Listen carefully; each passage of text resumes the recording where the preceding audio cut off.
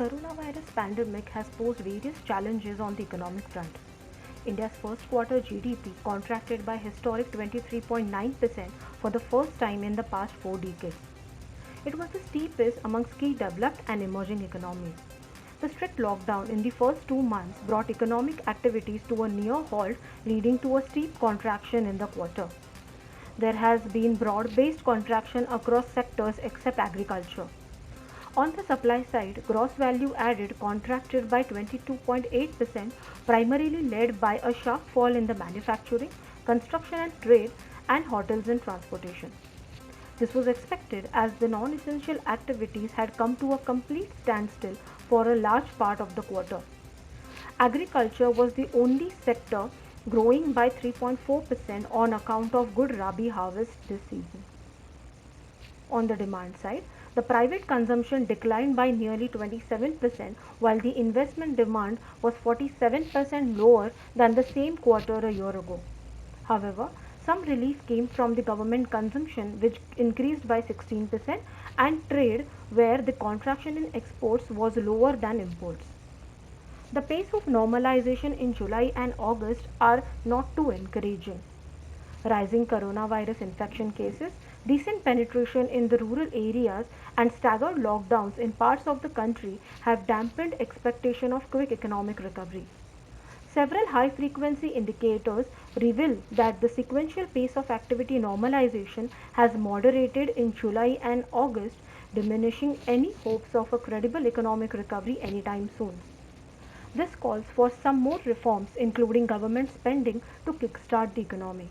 However, government's hands are also tight in terms of providing any meaningful support given its strained finances. During April to July, the central's fiscal deficit reached 103% of the annual budgeted target. The inflation has gathered pace as it breached the upper tolerance level of 6% of the RBI's inflation targeting during April till July.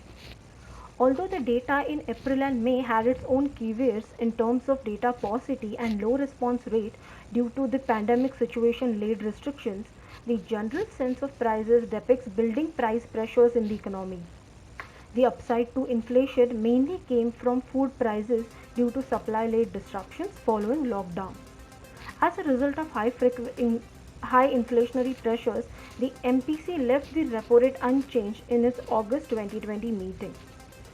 Now coming to our view, although we are expecting the growth to improve gradually in the remaining 3 quarters with graded unlocking and reopening of the economy, the second quarter growth could be pressured given that there is no respite from the spread of the pandemic yet.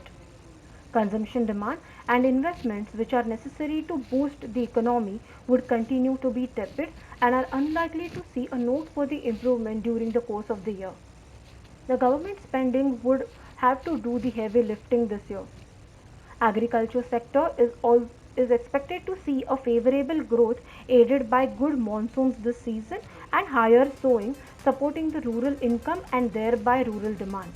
However, rural demand alone may not be able to compensate for the decline in urban demand and growth. We thus project the GDP to contract by around 6.4 to 6.5% in the fiscal year 2020-21.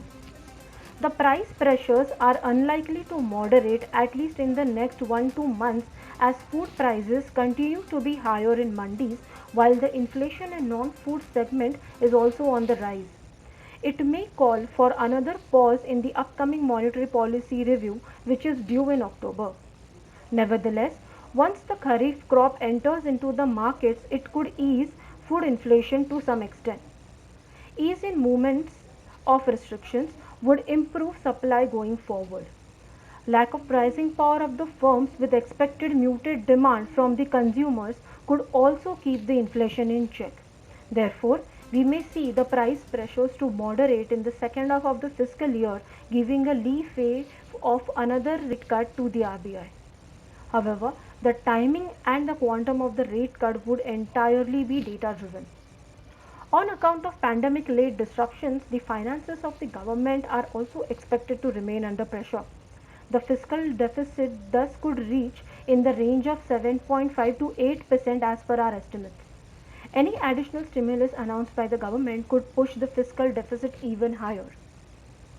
Overall, the ongoing financial year will encounter challenges on the various economic fronts before improving gradually after the pandemic is behind us. Thank you so much.